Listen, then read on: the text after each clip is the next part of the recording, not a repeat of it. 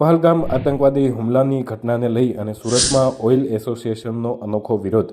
તમામ ખાદ્ય તેલના હોલસેલર, વેપારી તેમજ અનાજ કરિયાણાના વેપારીઓ દુકાનો આવતીકાલે બંધ રાખશે. સુરત ઓઇલ એસોસિએશન દ્વારા 100 કિલો વજનનું નળ બંધ કરવાનું પાનું પીએમ મોદીને મોકલવામાં આવશે. પાકિસ્તાનમાં એક પણ પાણીનું ટીપું ન જવું જોઈએ તેવો સંદેશો પીએમ મોદી સુધી પહોંચાડવામાં આવશે. આતંકવાદીઓ સામે કડકમાં કડક કાર્યવાહી થાય તેવી માંગણી કરવામાં આવી. સરકારની અત્યાર સુધીમાં કાર્યવાહીથી સંતોષ નથી. હજુ કડક કાર્યવાહીની માંગણી સુરત ઓઇલ એસોસિએશન દ્વારા કરવામાં આવી છે. સુરતના ઓઇલ વેપારીઓએ દિલ્હી ખાતે 100 કિલોનું પાનું બનાવવાનું ઓર્ડર પણ આપ્યો છે. હું સુરત ખાદ્ય તેલ વેપારી મહામંડળનો પ્રમુખ છું. પહેલગામ ખાતે જે કાયરાના આતંકવાદી હુમલો થયો છે એને સુરત ખાદ્ય તેલ વેપારી મહામંડળ અનાજ એસોસિએશન સખત શબ્દોમાં વખોડી નાખે છે. ચોક્કસ સરકારશ્રી દ્વારા જરૂરી પગલાં લેવામાં આવ્યા છે, પરંતુ અમને આ પગલાંથી સંતોષ નથી. આના કરતાં વધારે આક્રમક પગલાં લેવા જ પડશે, કારણ કે જે નિર્દોષ લોકોનો જીવ ગયો છે એમણે પોતાના પરિવાર, એક વ્યક્તિ જાય એટલે આખો પરિવાર જાય, એમણે એમના સ્વજન ગુમાવ્યા છે.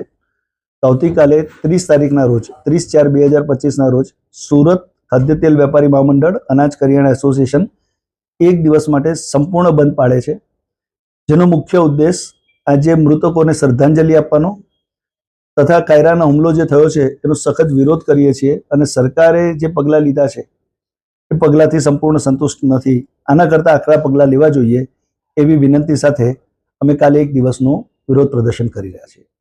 પાનું પણ મોકલાવવાના છો? અમે વડાપ્રધાનશ્રીને 100 કિલોનું પાનું જે નળ બંધ કરવાનું આવે મોકલાવીએ છીએ.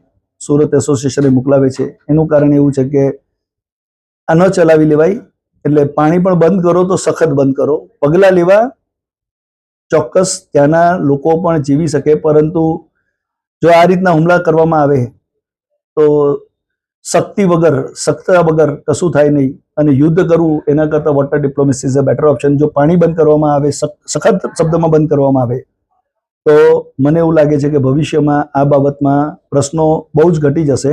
એટલે સરકારને અમારી લાગણી સ્વરૂપે વિનંતીપત્ર અને 100 કિલોનું નળ બંધ કરવાનું પાનું એ સુરત તરફથી મોકલવામાં આવે છે.